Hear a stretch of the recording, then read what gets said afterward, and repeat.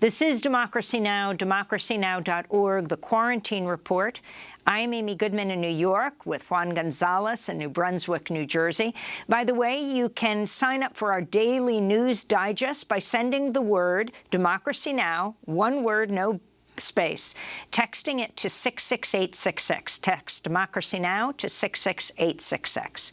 We spend the rest of the hour on a story Democracy Now! Has been following for decades, and again more intensively this past month, as Philadelphia's racist past resurfaced with the public disclosure that the bones of one or two African-American children killed by the city's police in 1985 are being used in an online Princeton University course called Real Bones: Adventures in Forensic Anthropology.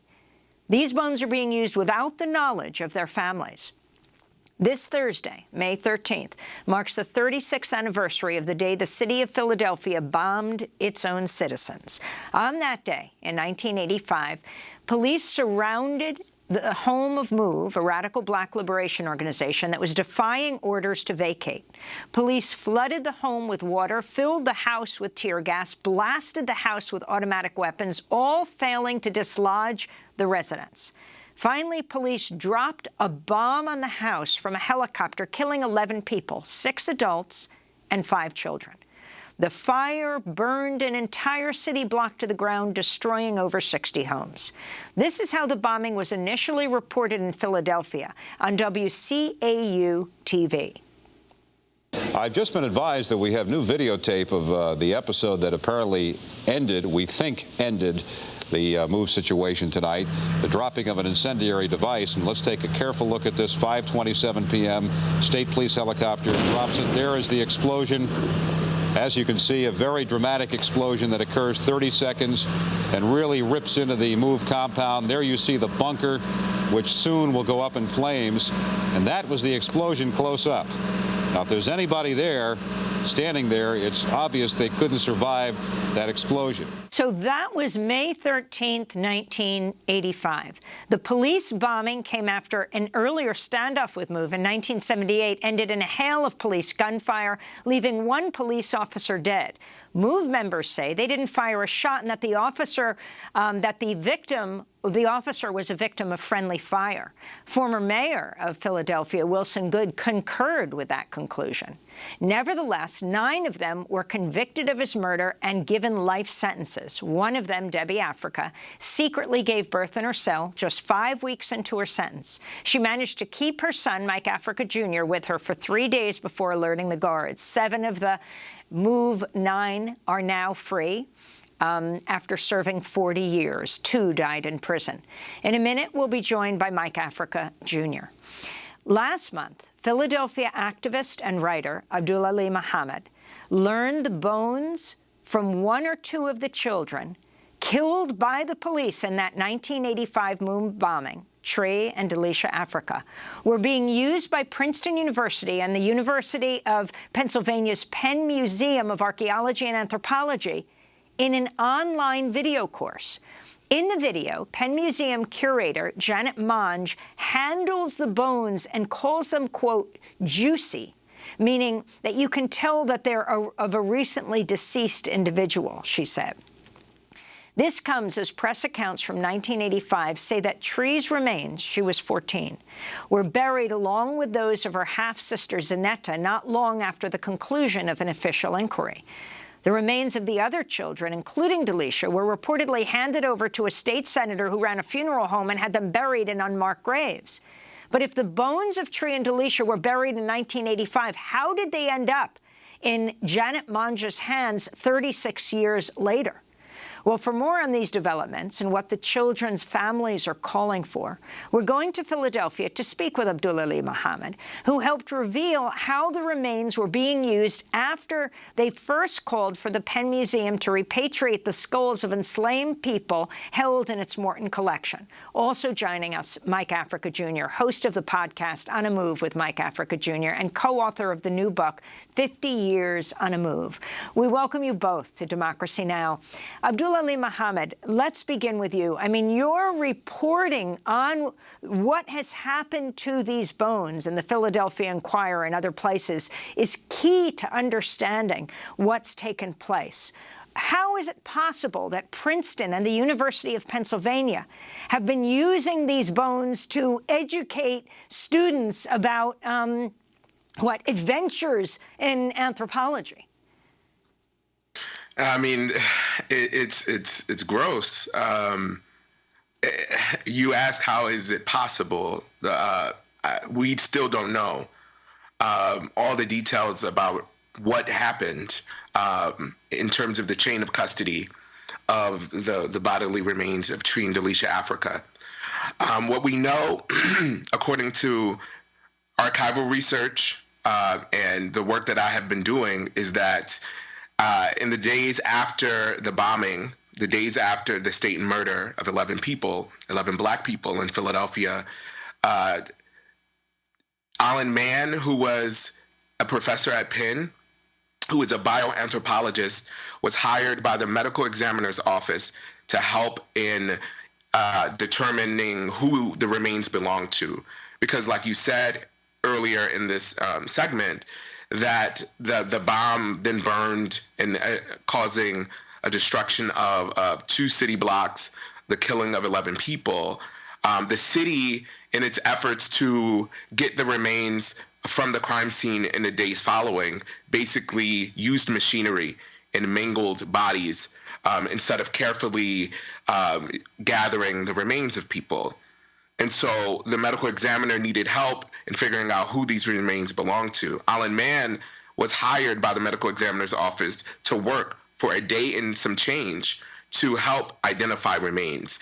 And Janet Monge was a PhD student at the time, and so assisted Mann in helping identify remains. Their conclusion was that there were 7 adults and 4 children, which we now know is inaccurate. Months later, Mayor Wilson Goode creates the MOVE Commission to look into what the events in the bombing. The MOVE Commission hires a forensic specialist named Dr. Ali Hameli from Delaware. Dr. Ali Hameli examines the remains and concludes in a report that there are the remains of 6 adults and 5 children. And we know from archival information and documentation that Hameli has to re-examine the remains because Mann challenges the findings in the press. So now Hameli re-examines the remains in November of 1985 with 2 other people and reaffirms his earlier report, which is that these remains are of 5 children and 6 adults. And the remains that were said to have been unidentifiable belonged to Tree Africa, and there were some other remains that there were questions about. And Hameli says these remains belong to Delisha Africa. What the commission does after that is send a memorandum to the medical examiner's office to release the remains per the normal procedures of that office. So I'm just mind blown at the fact that 36 years later, these remains pop up on a video to teach about anthropology. Well, Abdul-Aliy Muhammad, I wanted to ask you in terms of this Morton collection itself and the University of Pennsylvania. Morton was celebrated as a founder of American ethnography, but he was actually a white supremacist. Could you talk about this whole issue, this scandal of these institutions continuing to hold the bones, many of them of enslaved Africans and of Native Americans as well?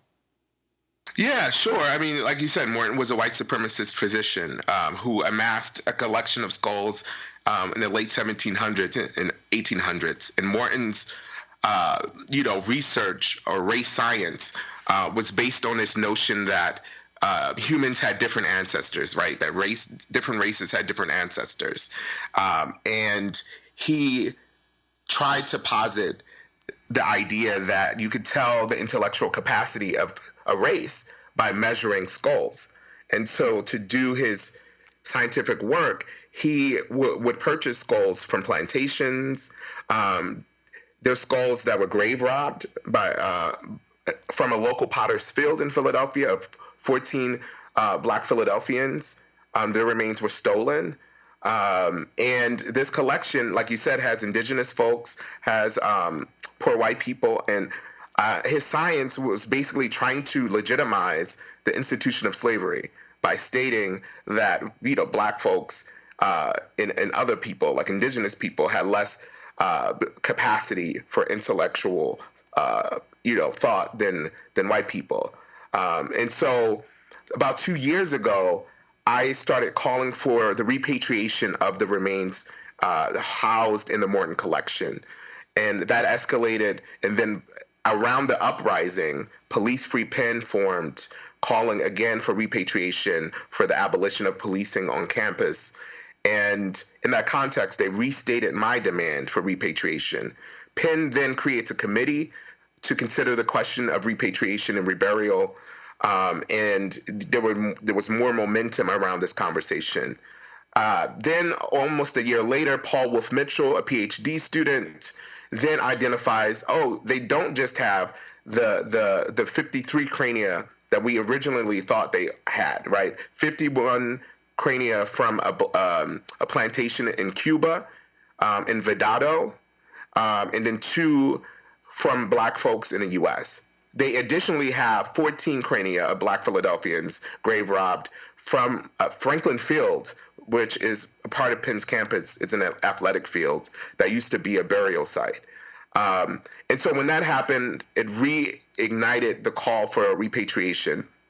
There was a protest, and there were, demands stated at that protest to repatriate the remains, or if they can't be repatriated, to give them to descendant communities to bury them. And after that happened, that's when the story came to me about Penn Museum's possession of Tree and Delicia's remains. I'd like to bring in Mike Africa Jr. to the conversation. Mike, how are the families and the MOVE community processing and responding to these latest developments on what happened with the remains of 2 of the children in the bombing? Well, first of all, thank you for having me on the show to put out this information. The people in our family, as you can imagine, are still very shaken up and disturbed and re-traumatized. We were supposed to do this thing this year because of the city council. City Councilwoman Jamie Gaultier pushed for an apology from the city council and the city of Philadelphia for dropping the bomb. And there was this possible opportunity to really start talking about how we can reconnect and recommit and reobserve and all of these things for what happened on May 13th, 1985. And although we never forget about what happened, just going back to that day to try to learn from it so that it never happens again. It's like one of these things where you can't even begin to heal because the harm is still being done. And so everybody is just re-traumatized and have to relive May 13th all over again.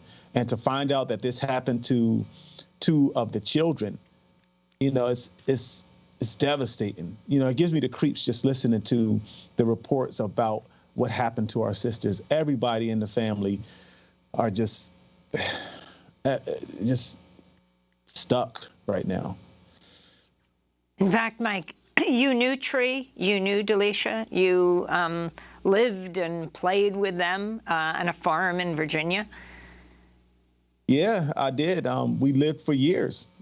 For years together. See, the thing is, we were all unconventional orphans, right? All of our parents were in prison, and so we were always together because the other people, the caretakers of the organization, they took us in because my parents were in prison just like Tree's mother was and just like Delicia's parents were, So Yeah, we were always together. We were always doing everything together, eating together. We played together. We cried together. We were in fear together. You know, to hear about this, it's devastating.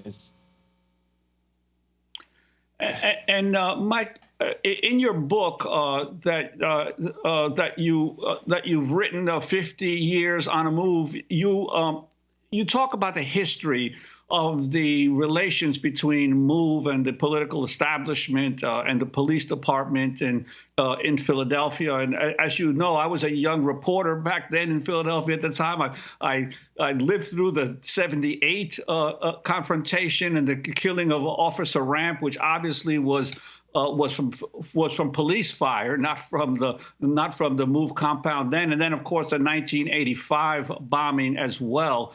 Could you talk about the situation back then, especially under Mayor Frank Rizzo? I recall after the '78 shootout when Delbert Africa was publicly beaten in the streets, almost senseless by a group of police officers, that the head of the NAACP at the time, Alfonso Deal, who later became a state representative, said at that time he publicly called for an investigation of police abuse. And Mayor Rizzo went on the 6 o'clock news and said, "As for Al Deal, I want a piece of him myself." That was the kind of mayor that Frank Rizzo was back then. And can you talk about the climate that and how MOVE became a lightning rod of police abuse in those days? You know, much like the Black Panthers and other organizations that wanted to see change, that's what MOVE was doing. That's what John Africa was about, trying to make some kind of change because of the conditions of Black people's living, and not just Black people, but poor whites and animals and the environment. We need a change, and that message was so strong. And when you try to make change, when you try to do something to upset the current establishment and try to just take us in a new direction, because what's happening is wrong. They don't want these things to change. They want to stay in this position of power, in this position of control. And so when anybody try to speak up, it ain't just MOVE that will run into these obstacles and this wall of police and this wall of politicians and just trying to stop you from putting out this information. And so that's exactly what Rizzo was like Donald Trump, of that time, except he was even worse in that confined space.